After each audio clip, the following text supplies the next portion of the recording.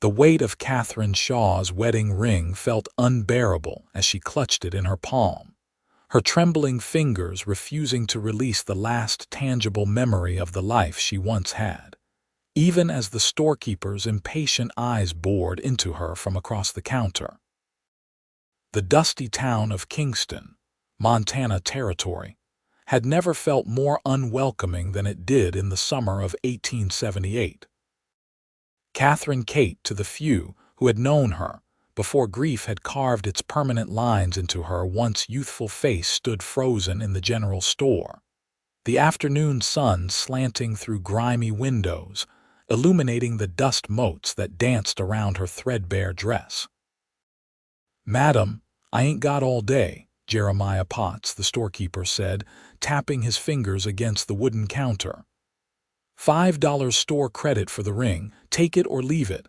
$5. Barely enough for flour, beans, salt pork, and maybe a few other essentials that would keep her alive for another 2 weeks. The ring had cost her late husband Thomas $20 back in '73, when the silver mines were still producing, and before consumption had taken him to an early grave, leaving her with nothing but debts and memories. "It's worth more," Kate whispered, though her stomach growled loudly enough to betray her desperation. Potts shrugged. "Maybe in St. Louis or Denver, here in Kingston. $5 is generous, Mrs. Shaw, considering your situation." His eyes flicked meaningfully toward the door, where everyone in town knew the bank's foreclosure notice had been delivered to her small cabin on the edge of town just yesterday. The bell above the door jingled, but Kate didn't turn. She couldn't bear to have anyone witness this final surrender. 3 days without food had drained her pride along with her strength. $5 then, she finally said, placing the golden band on the counter with fingers that refused to cooperate. The simple ring with its tiny diamond chip caught the light one last time as it left her possession. Potts nodded, satisfied, and began writing out a credit slip. "Smart choice. Can't eat gold after all. No, but a lady shouldn't have to sell her wedding ring to fill her belly." The deep voice startled Kate, and she turned to find a tall stranger standing just inside the doorway. His features were shadowed by the wide brim of his hat, but she could make out a strong jaw dusted with several days' worth of stubble. His clothes were trail-worn but of good quality denim pants tucked into scuffed boots, a blue cotton shirt beneath a leather vest, and a gun belt slung low on his hips. A cowboy, by the looks of him, though something in his bearing suggested he was more than a simple ranch hand. "This isn't your concern, mister," Potts said, sliding the credit slip toward Kate. The stranger stepped further into the store, and Kate could now see his face clearly. He was younger than she'd first thought, perhaps 30 or so, with intelligent blue eyes that assessed the situation quickly. A thin scar ran along his right cheekbone, and the sun had tanned his skin to a warm bronze. "Xavier Thornton," he introduced himself with a slight tip of his hat. "Just rode in from Wyoming Territory, and I believe it's my policy to concern myself when I see a lady in distress." Kate bristled despite her hunger. "I'm not in distress, Mr. Thornton, simply conducting business." A ghost of a smile touched his lips. "Of course, madam." He turned to Potts. "What's a fair price for a wedding band in these parts?" Potts shifted uncomfortably.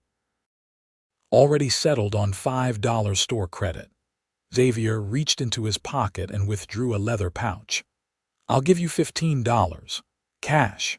Kate's breath caught. $15 would feed her for over a month, maybe long enough to figure out some way to save her home. "The transaction's already complete," Potts protested, though his hand still rested on the ring. "No paperwork's been signed," Xavier countered smoothly, "and I'm offering triple your price." The storekeeper's greed warred with his annoyance, but in the end money won out. "Fine," he muttered, scooping up the ring and handing it to Xavier, who placed $15 on the counter. Mr. Thornton, Kate started, unsure whether to be grateful or humiliated. I cannot accept, consider it a loan, he interrupted, pocketing the ring. Until you're back on your feet. He smiled then, a genuine expression that softened his weathered features. Now, perhaps you'd allow me to escort you home. I've been in the saddle for 3 days straight and could use a friendly conversation with someone who isn't a horse. Against her better judgment, Kate found herself nodding. There was something about this stranger that inspired trust, though she'd lived in the West long enough to know that trust often came at a steep price. They walked the dusty street in silence at first, the late afternoon heat pressing down on them like a physical weight. Kingston wasn't much of a town, a main street with the general store, a saloon, a small bank, a blacksmith, and scattered houses stretching toward the foothills of the mountains that loomed in the distance. I should thank you, Kate finally said as they turned onto the narrow path that led to her cabin. Though I'm not sure I understand why you'd help a stranger. Xavier adjusted his hat against the sun. My mother raised me to believe that kindness shouldn't require understanding. Besides, I've been where you are. Kate doubted that very much. Men always had options in the West. Women alone had precious few. Your husband, Xavier asked gently, consumption. Last winter, she swallowed hard. The mine closed 6 months before that. We'd already sold most everything of value. They reached her cabin, a simple one-room structure with a small porch. Thomas had built it with his own hands when they'd first married, planning to add on rooms as their family grew. But the children they'd hoped for never came, and now Thomas was gone too. It's not much, Kate said apologetically, suddenly seeing her home through a stranger's eyes, the weathered boards, the patched roof, the barren yard where she'd once tried to coax vegetables from the rocky soil. It's more than many have, Xavier replied without judgment. He stood awkwardly on the porch as Kate unlocked the door. I should find lodging in town before dark. The saloon has rooms, I suppose? Kate hesitated. Proper etiquette dictated that she not invite a strange man into her home, but he had just saved her from immediate hunger. And the saloon was no place for a decent man to stay, little more than a brothel with a bar attached. The widow Peterson takes boarders sometimes, she offered.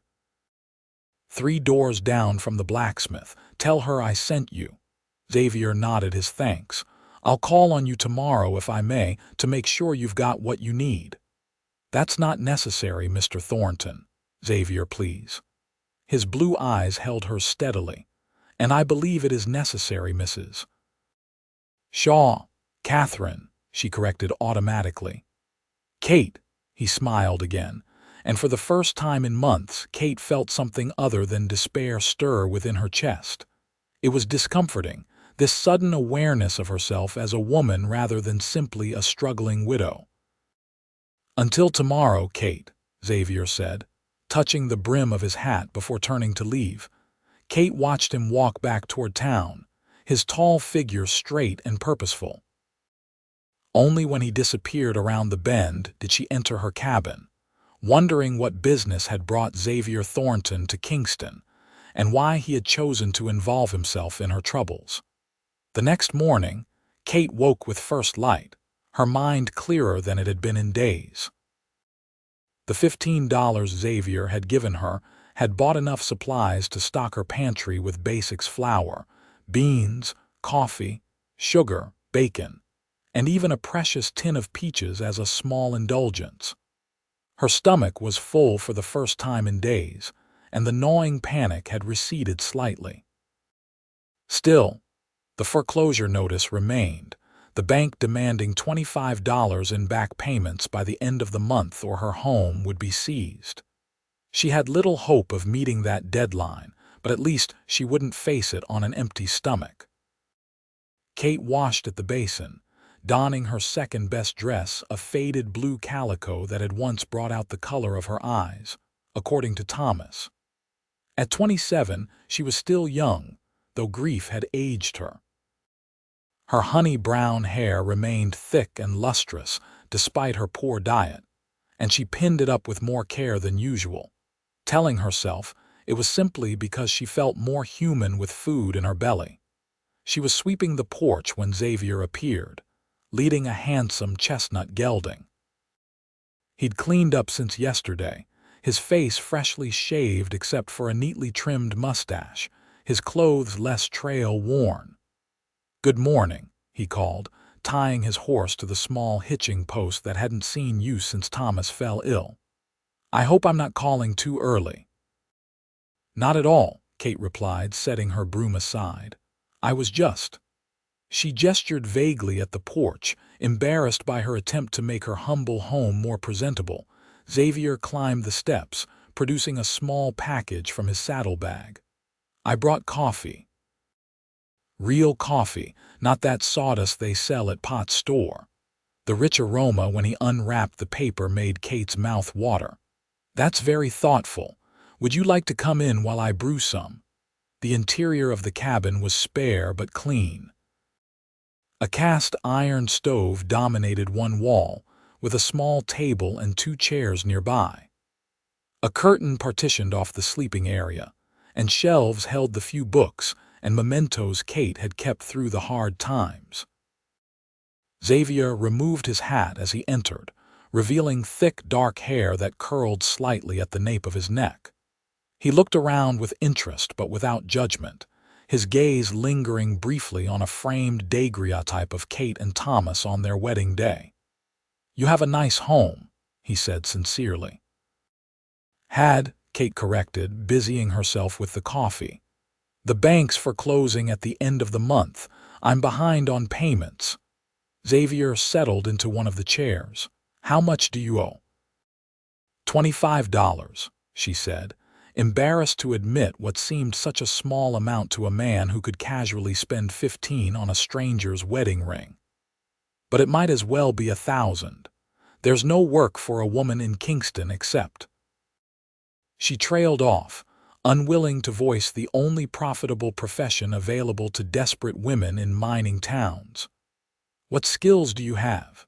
Xavier asked, accepting the mug of coffee she handed him. Kate sat across from him, cradling her own cup, savoring the rich aroma. "I was a school teacher before I married. But Kingston's too small for a proper school. I can sew, but most women here mend their own clothes. I've tried selling baked goods, but flour's too expensive to make a profit." She shrugged. "Thomas always said I had a way with horses." "I helped him break a few for the mine before it closed." Xavier's eyes lit up. "Horses, you say? That's fortunate." "Why's that?" "Because I've come to Kingston to start a horse breeding operation." He leaned forward, enthusiasm evident in his voice. "I've purchased the old Webster place about 3 miles north. 500 acres with good water and grazing land. I've got 20 brood mares being delivered from Wyoming next week." Kate raised her eyebrows. "The Webster place has been abandoned for years. The house is barely standing." "The land's what matters. I can rebuild the house." Xavier took a sip of his coffee. "What I need is someone who knows horses and isn't afraid of hard work, someone local who understands the territory." Kate set down her cup. "Are you offering me a job, Mr. Thornton?" "Xavier," he corrected. "And yes, I am. Room and board plus $20 a month to start, more as the business grows." It was a generous offer, far more than most ranch hands made and unheard of for a woman. Too generous. "Why me?" Kate asked bluntly. "You don't know anything about me or my abilities with horses." Xavier held her gaze.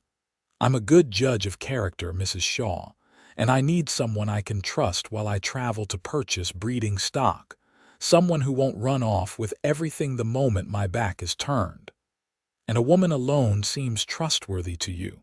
His mouth quirked in a half-smile. "A woman who would rather sell her wedding ring than beg for charity." "Yes, I'd say that speaks to your character." Kate flushed, torn between gratitude for his assessment and lingering suspicion about his motives. Men didn't simply offer respectable employment to women they just met.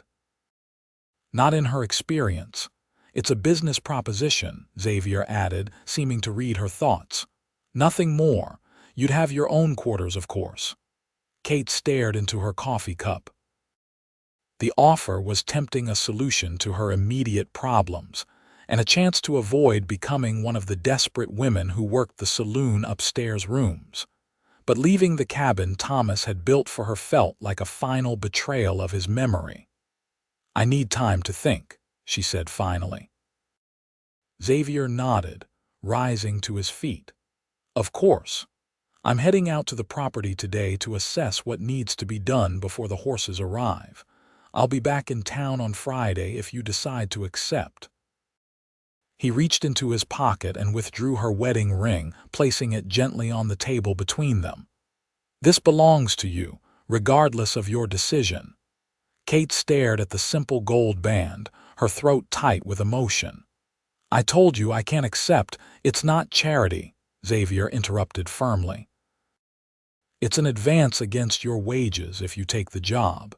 And if not," he shrugged, "consider it payment for the best cup of coffee I've had in months." Before Kate could argue further, he placed his hat back on his head and moved toward the door. "Thank you for your hospitality, Kate. I hope to see you Friday." After he left, Kate sat motionless at the table, the coffee cooling in her mug, her wedding ring gleaming dully in the morning light.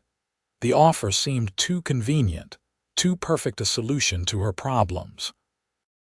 Yet there was something solid and genuine about Xavier Thornton that made her want to trust him, despite the warnings of her practical mind.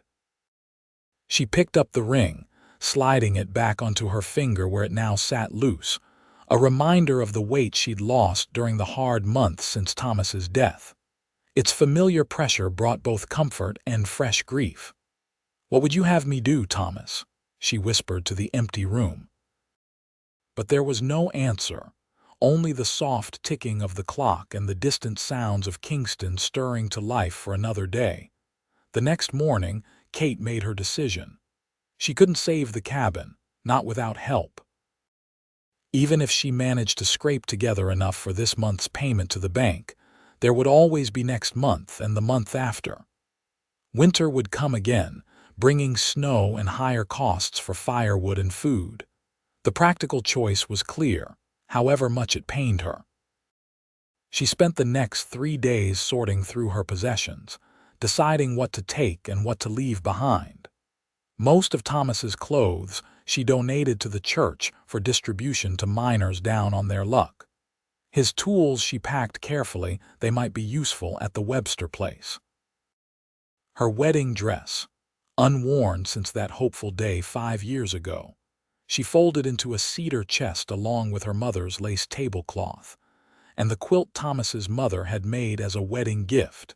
By Friday, 2 trunks and a carpet bag contained everything she valued enough to bring to her new life. The furniture would stay with the cabin. Perhaps the next owners would appreciate the solid craftsmanship of the table Thomas had built from pine he'd harvested himself. Xavier arrived precisely when he said he would, driving a wagon rather than riding his horse. His eyes took in her packed belongings waiting on the porch, and a smile brightened his face. "You've decided to accept my offer," he said, jumping down from the wagon seat. Kate nodded, trying to appear more confident than she felt. "With conditions." "I expected nothing less," Xavier replied, his blue eyes crinkling with amusement. "Name them." "I want Sundays off to attend church in town. I want to be treated as an employee, not a servant, and I want a written agreement about my wages and duties." Kate lifted her chin, prepared for resistance. Instead, Xavier simply nodded. "All reasonable requests. Anything else?" Kate hesitated. "I'd like to keep my wedding ring as my own property, not as an advance on wages." A shadow passed over Xavier's face so quickly she might have imagined it. "Of course, it was always yours." He gestured toward her trunks. "Shall we load up?" Together they stowed her belongings in the wagon. Kate took one last look around the cabin, her throat tight with unshed tears. Every board, every nail represented Thomas's dreams for their future together. Leaving felt like abandoning him all over again. "We can delay a day if you need more time," Xavier offered quietly, standing beside her at the threshold. Kate shook her head. "No, it's just a house now." She closed the door firmly, locking it with the key she would return to the bank. "I'm ready." The ride to the Webster place took just under an hour. As they traveled, Xavier pointed out landmarks and shared his plans for the property. He intended to raise quality horses for both work and racing, focusing on crosses between sturdy local stock and faster Eastern breeds. "The war created demand for cavalry horses," he explained. "And now the Army still needs mounts for the frontier posts, but most breeders don't understand what makes a good military horse. Stamina matters more than speed, temperament more than pedigree." "You sound knowledgeable," Kate observed. "Were you in the cavalry?" Xavier's expression closed slightly. "For a time, during the war and after." His tone discouraged further questions, and Kate respected his privacy. Everyone who came west carried secrets. Hers was simply that she had loved a man who couldn't provide the security he had promised. The Webster place appeared on the horizon, and Kate's heart sank slightly. The house looked worse than she remembered, its roof partially collapsed, windows broken, the porch sagging dangerously. The barn was in better condition, its solid log construction having weathered the years of neglect more successfully than the clapboard house. Xavier seemed to read her thoughts. "The barn will be our focus first. We can live there while we rebuild the house." At her startled look, he clarified, "Separate quarters, as promised. The hayloft is dry and can be partitioned easily. I've already started the work." True to his word, when they reached the barn, Kate saw that a substantial portion of the hayloft had been enclosed with fresh lumber, creating two separate rooms accessed by a sturdy new ladder. Below, stalls had been mucked out and repaired, fresh straw laid down, and a small area set up as a makeshift kitchen with a cast iron stove that looked recently blackened and a rough-hewn table with 2 chairs. "It's not the Leland Stanford mansion," Xavier said, watching her face carefully. "But it's secure and will keep us warm and dry until the house is habitable." Kate set down her carpetbag, impressed despite her initial misgivings. He'd accomplished a great deal in just a few days, and the evidence of his hard work reassured her that he was serious about his business venture. "It's more than adequate," she said. "I've lived in worse." Xavier helped her carry her trunks up to her section of the loft. The space was simple but thoughtfully arranged, with a narrow bed, a small table with a basin and pitcher, a peg for hanging clothes, and even a small mirror nailed to one wall. A lantern hung from a hook overhead, and a colorful quilt brightened the plain bed. "Mrs. Peterson helped with the women's touches," Xavier explained, looking slightly embarrassed.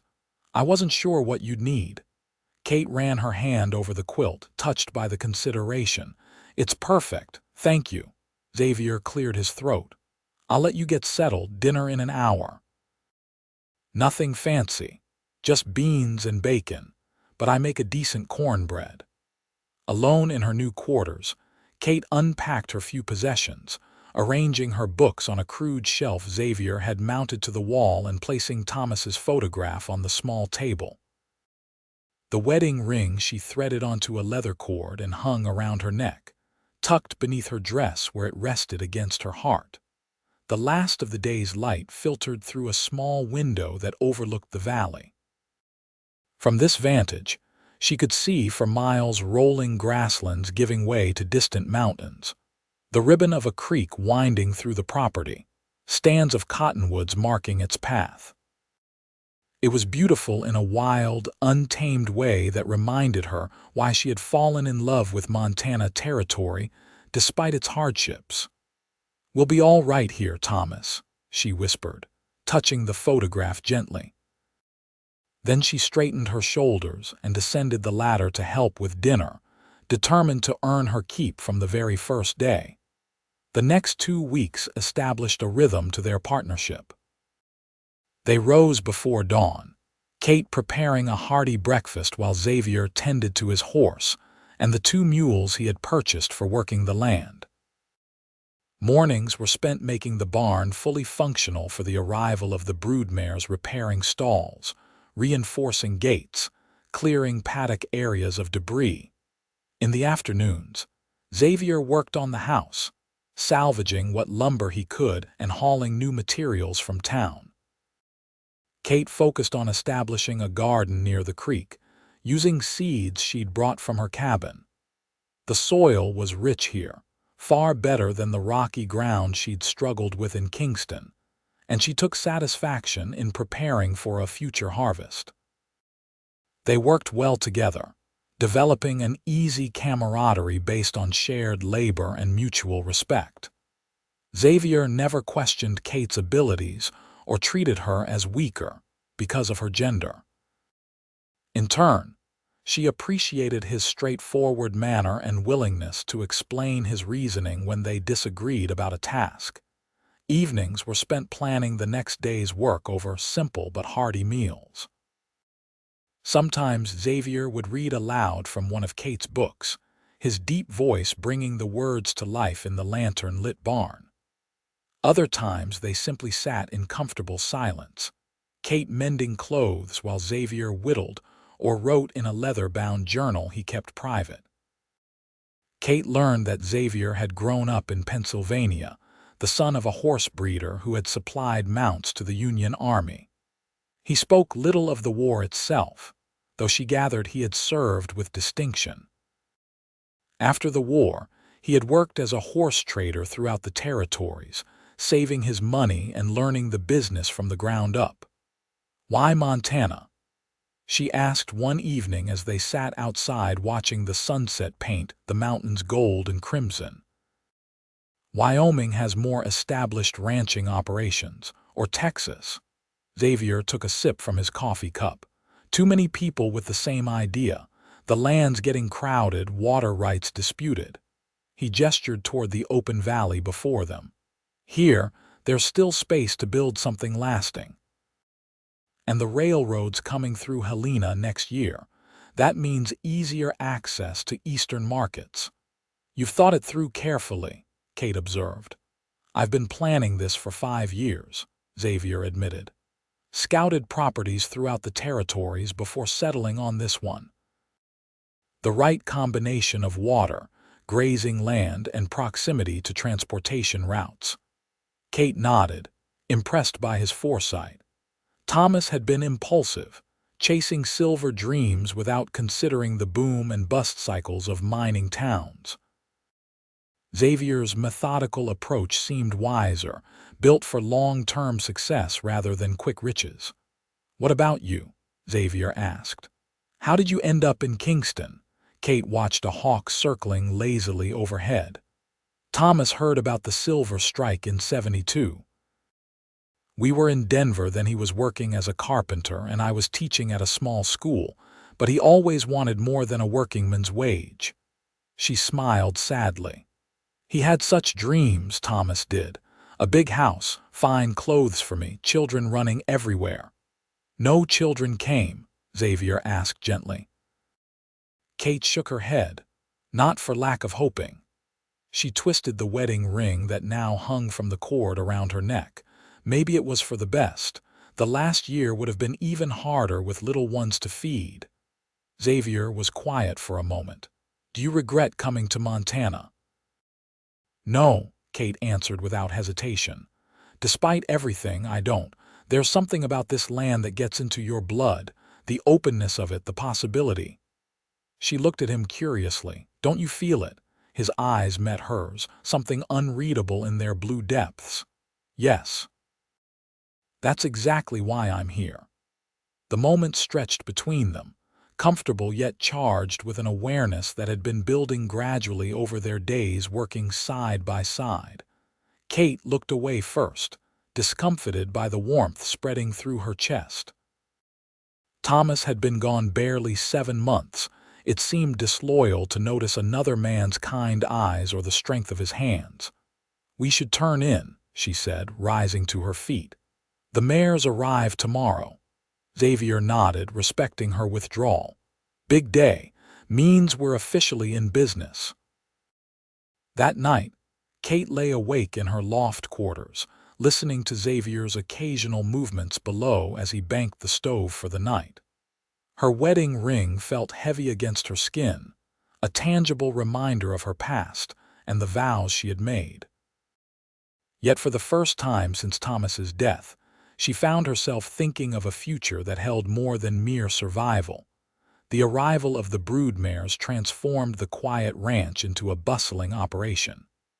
20 beautiful horses, heavy with foals due in late summer, required constant attention. Xavier had chosen well. The mares were sturdy mountain stock crossed with Morgan blood, intelligent and even tempered despite the stress of their journey. Kate discovered that her affinity for horses hadn't diminished during her years in Kingston. She had a quiet way with the more nervous animals, an instinct for approaching them that Xavier quickly came to respect. "You've got the touch," he commented one afternoon as Kate gentled a particularly skittish bay mare. "Takes most men years to develop that kind of horse sense." "My father raised horses in Ohio," Kate explained, running her hands along the mare's flank, checking for signs of swelling or discomfort. "I was riding before I could walk, according to family legend." "Your father taught you well." Kate smiled at the memory. "He said women make better horse handlers than men. Less ego, more patience, was his motto." "Smart man," Xavier agreed, leaning against the stall door. "I could use another pair of hands when we start training the foals. Johnson's boy from town is eager but green as spring grass." "Billy Johnson," Kate raised her eyebrows. "Isn't he the one who tied firecrackers to Mrs. Peterson's cat last Independence Day?" Xavier grimaced. "The very same, but his father says he needs discipline and I need help." "I could teach him," Kate suggested, an idea taking shape. "Not just about horses, but reading and figures too. A proper education alongside the practical work." Xavier considered her thoughtfully. "A ranch school, that's not a bad notion. Might attract other families to settle nearby if their children could get learning while helping with the horses." The idea excited Kate, combining her teaching background with their growing horse operation. By the time she finished checking the mares, she had outlined a basic curriculum that would balance academic lessons with hands-on training. As May gave way to June, the work on the house progressed steadily.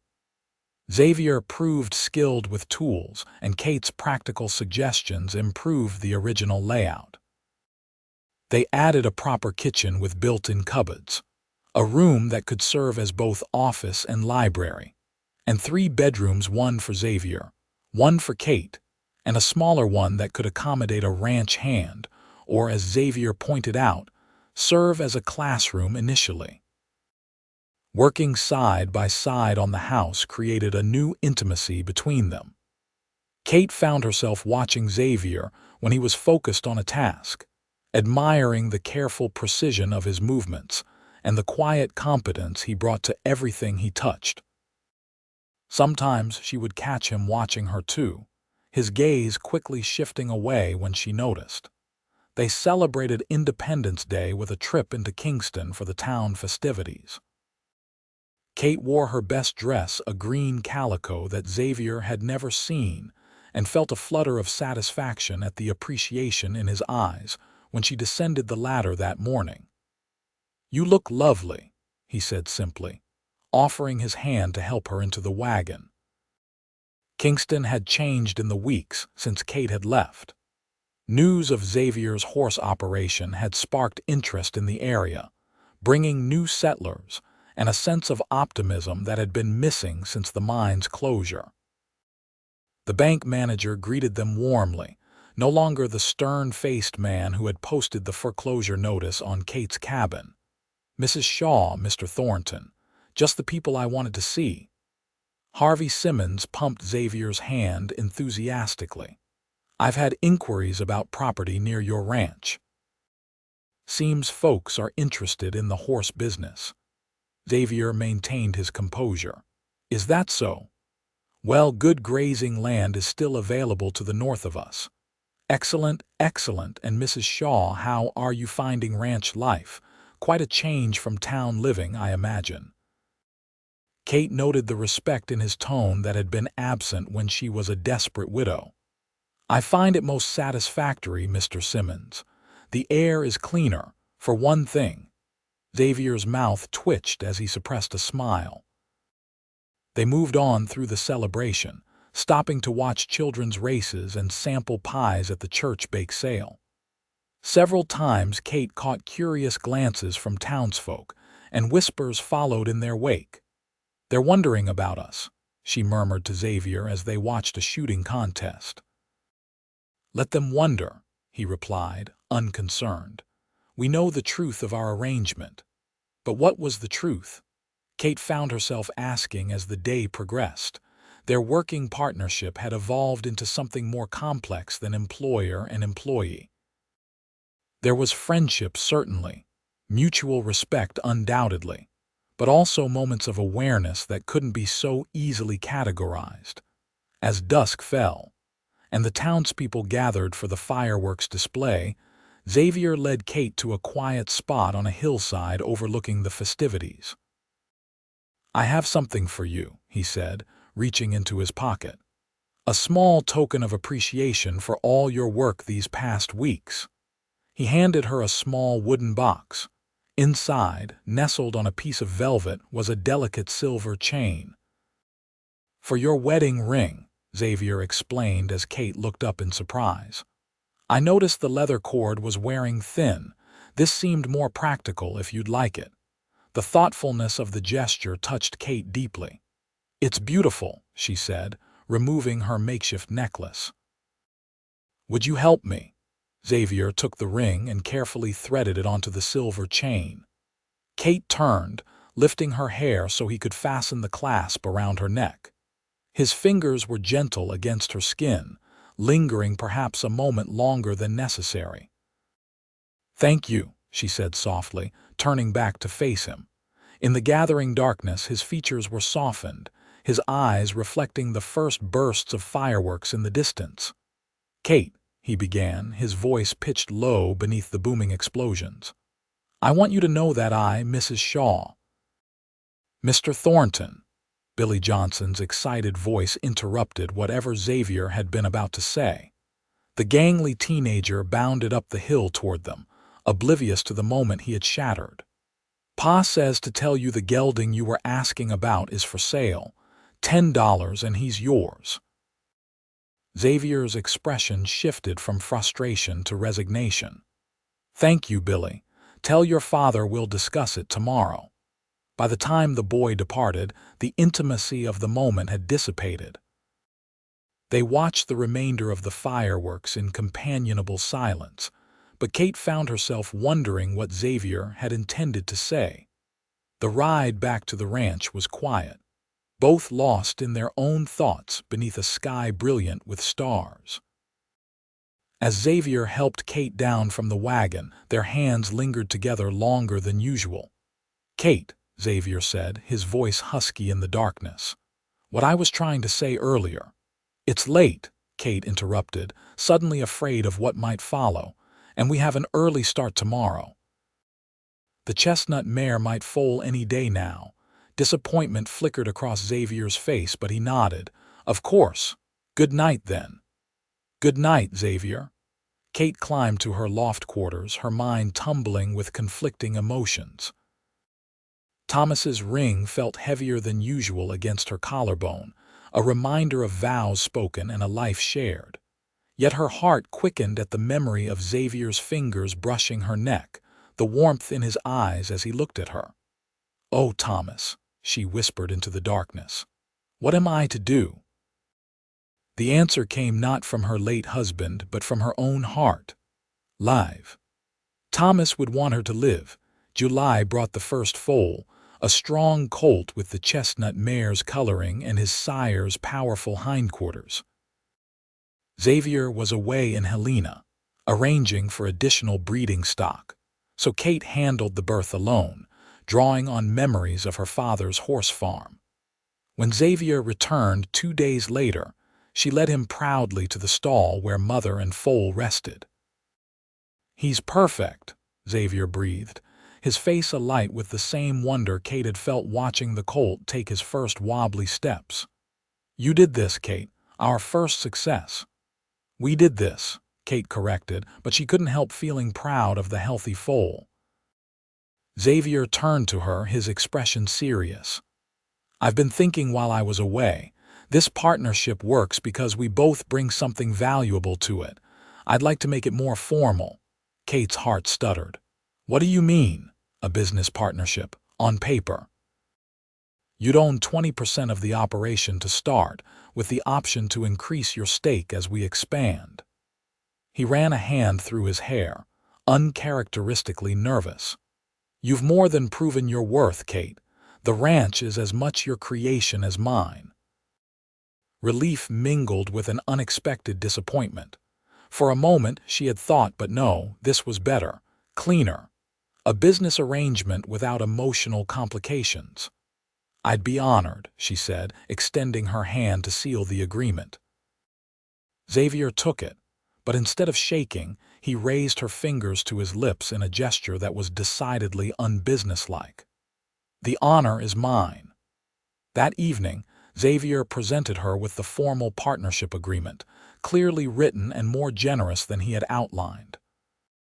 Kate read it carefully before signing, conscious of the significance of the moment. No married woman could own property or enter business contracts in her own name. Her status as a widow had at least granted her this independence. "To Thornton and Shaw horse breeders," Xavier proposed, raising his coffee cup in a toast. Kate clinked her cup against his. "May we prosper together." As summer progressed, 5 more foals arrived, each healthy and showing promise. Word spread about the quality of their stock, bringing potential buyers even before the foals were weaned. Xavier's expertise in selecting breeding pairs was proving sound, and Kate's touch with the young horses enhanced their natural temperaments. The house was completed in late August, a sturdy 2-story structure with a wide porch wrapping around 3 sides. Moving from the barn loft to proper bedrooms felt like a luxury after months of cramped quarters. Kate took pleasure in arranging her belongings in the feminine bedroom Xavier had designed with her in mind, complete with a bay window overlooking the creek. Yet something had shifted between them since the formation of their business partnership. Xavier maintained a careful distance, his manner friendly but less intimate. Kate told herself this was for the best, even as she found herself missing the easy companionship of their early days. The tension broke one September evening as they sat on the porch watching a thunderstorm roll across the valley. Lightning illuminated the landscape in brief, brilliant flashes, followed by rumbling thunder that seemed to shake the very foundation of the house. "Magnificent, isn't it?" Xavier remarked, his face lifted to the spectacle. "Nature reminding us how small we are," Kate nodded, drawing her shawl tighter around her shoulders as the wind picked up. "I've always loved storms. Thomas used to think me strange for it." Xavier glanced at her, surprise evident in his expression. "You rarely mention him anymore." Kate touched the ring that still hung around her neck. "I suppose I don't, not because I've forgotten, but because—" She hesitated, searching for words. "Because the pain isn't as sharp now.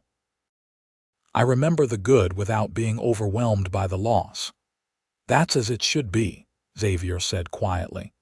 Grief changes over time, becomes something you carry rather than something that carries you. You sound as though you speak from experience. Xavier was silent for a long moment, his eyes on the distant lightning. My wife died in childbirth. 8 years ago now, her name was Sarah. Kate stared at him, stunned by this revelation.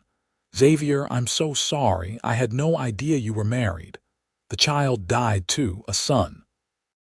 His voice was flat, controlled. I was away when it happened, serving with the cavalry in Dakota Territory.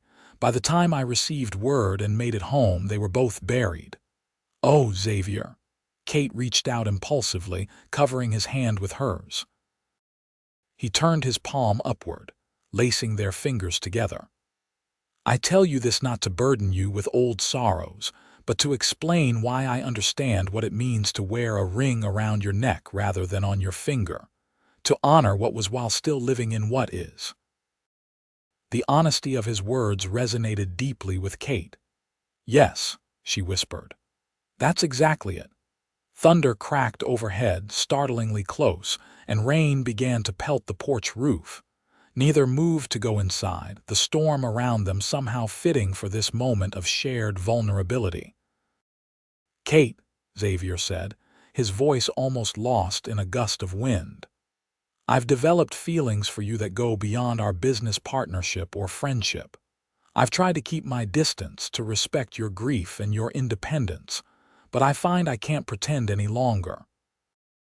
Kate's heart raced, her fingers tightening around his. I have feelings for you too, she admitted, but I'm afraid, not of you but of losing again, of opening my heart only to have it broken.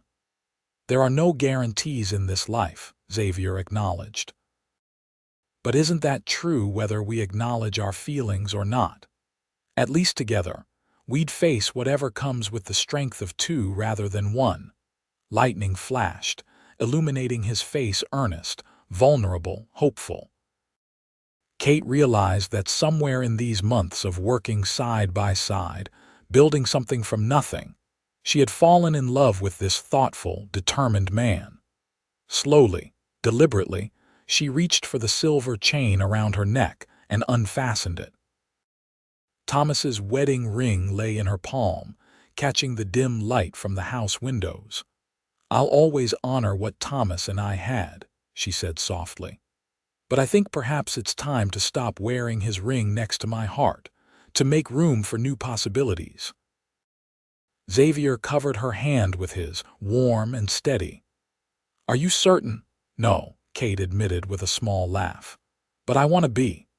They sat together as the storm gradually moved east, their hands entwined, talking until the stars emerged from dissipating clouds.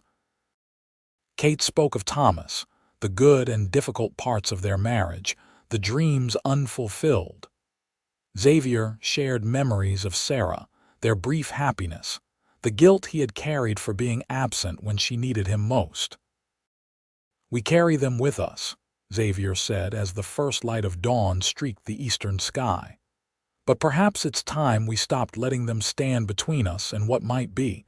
Kate nodded, feeling lighter than she had in months. Yes, I think it is. In the weeks that followed, their relationship deepened naturally, building on the foundation of respect and shared purpose that had characterized their partnership from the beginning. Xavier courted her properly, despite the fact that they lived under the same roof bringing wildflowers he'd gathered while checking fence lines, reading poetry aloud in the evenings, taking her on picnics by the creek, where they discussed everything from politics to their favorite childhood memories. Their first kiss came on an October afternoon as they worked together to prepare the ranch for winter. Xavier was chopping firewood while Kate stacked it against the house, the rhythm of their labor comfortable and familiar. When they paused for water, Xavier brushed a strand of hair from Kate's face, his touch lingering. "You have sawdust in your hair," he murmured, his blue eyes warm with affection. "Only you would make that sound romantic," Kate teased, but her breath caught as he leaned closer. "May I kiss you, Kate Shaw?" he asked, formal in his request though his voice was husky with desire. Yes, she whispered, tilting her face up to his. Yes, you may. His lips met hers gently at first, then with increasing urgency as she responded. Kate felt a surge of emotions, joy, desire, a sense of rightness that overcame the last vestiges of guilt. When they finally parted, both breathless, Xavier rested his forehead against hers. I love you, he said simply.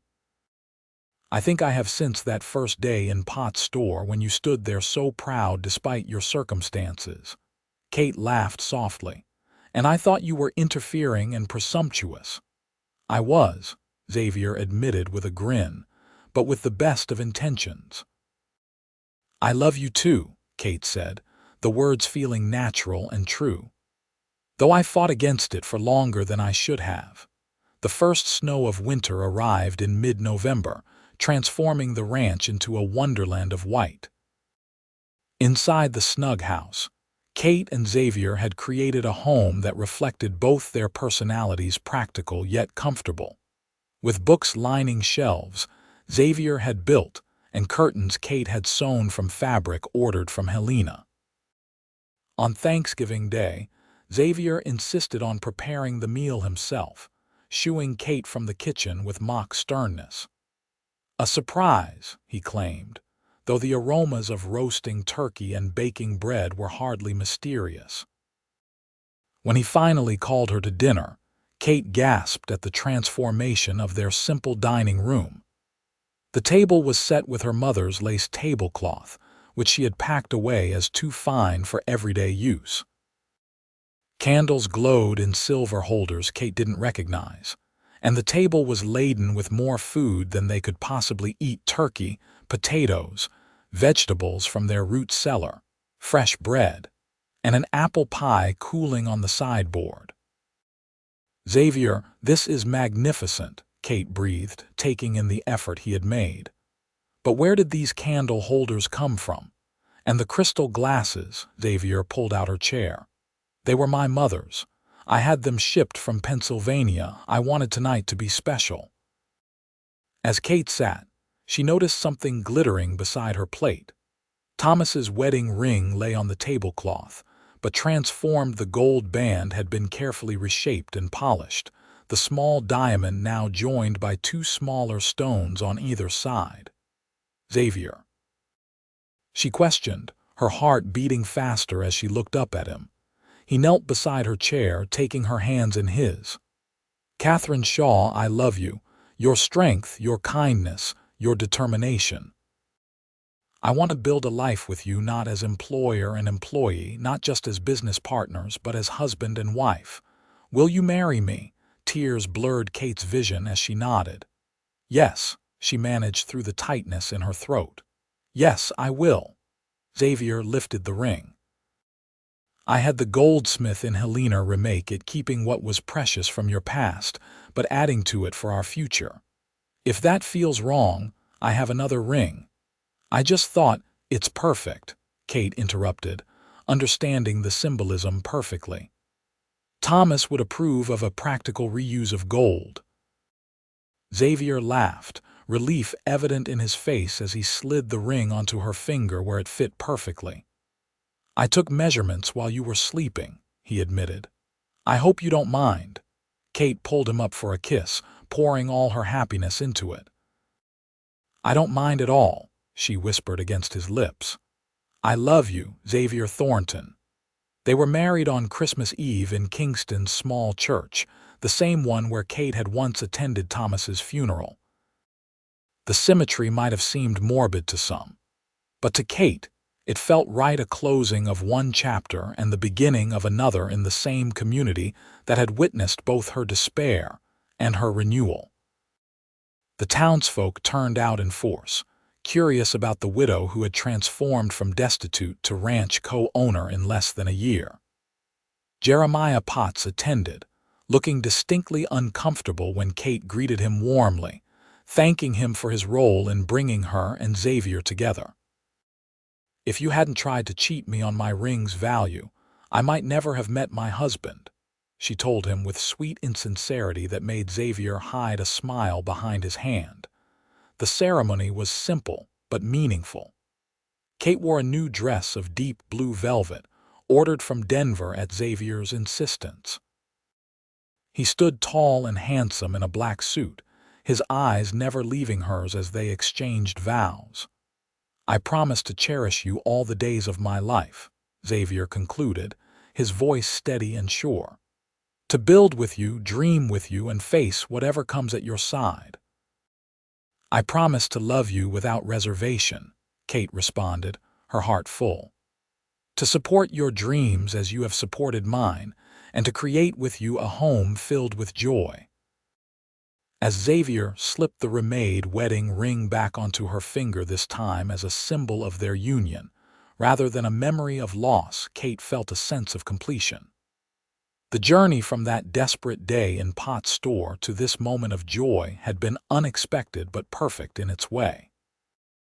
They spent their wedding night in the finest room at Kingston's new hotel, a luxury neither had experienced before. Their lovemaking was tender yet passionate, the culmination of months of growing desire and deepening love. "Mrs. Thornton," Xavier murmured against her hair as they lay entwined afterward. "How does it sound to your ears?" "Wonderful," Kate replied honestly. "Though I hope you won't object if I continue using Shaw for our business. Thornton and Shaw has a nice ring to it." Xavier chuckled, pulling her closer. "I wouldn't have it any other way. Partners in all things, Kate, always." Spring brought new life to the ranch, 15 foals that season, each showing the quality that was becoming the hallmark of Thornton and Shaw breeding stock. The business had expanded beyond their initial hopes. With Xavier's careful management and Kate's talent, with the horses, creating a reputation that spread throughout the territory. Billy Johnson had become their first official student, joined by 3 other local children, whose parents recognized the value of education combined with practical skills. Kate taught reading, writing, mathematics, and history in the mornings, while afternoons were devoted to horsemanship and ranch work. "You've created something special here," Xavier observed one April afternoon as they watched Billy demonstrate proper grooming techniques to the younger children. "A true legacy." Kate leaned against her husband's shoulder, content in a way she had never imagined possible when she had stood in Pot's store, clutching her wedding ring with trembling fingers. "We've created it together," she corrected, "and we're just beginning." Xavier's arm tightened around her waist. "Indeed we are, my love, indeed we are." As if to confirm his words, Kate placed his hand gently over her still flat stomach. "I saw Dr. Mitchell in town yesterday," she said softly. "We'll have a new arrival in November." Xavier's face transformed with wonder and joy. "A baby, you're certain?" Kate nodded, her own happiness reflected in his eyes. "Quite certain." "Are you pleased?" "Pleased doesn't begin to describe it," Xavier whispered, drawing her into his arms.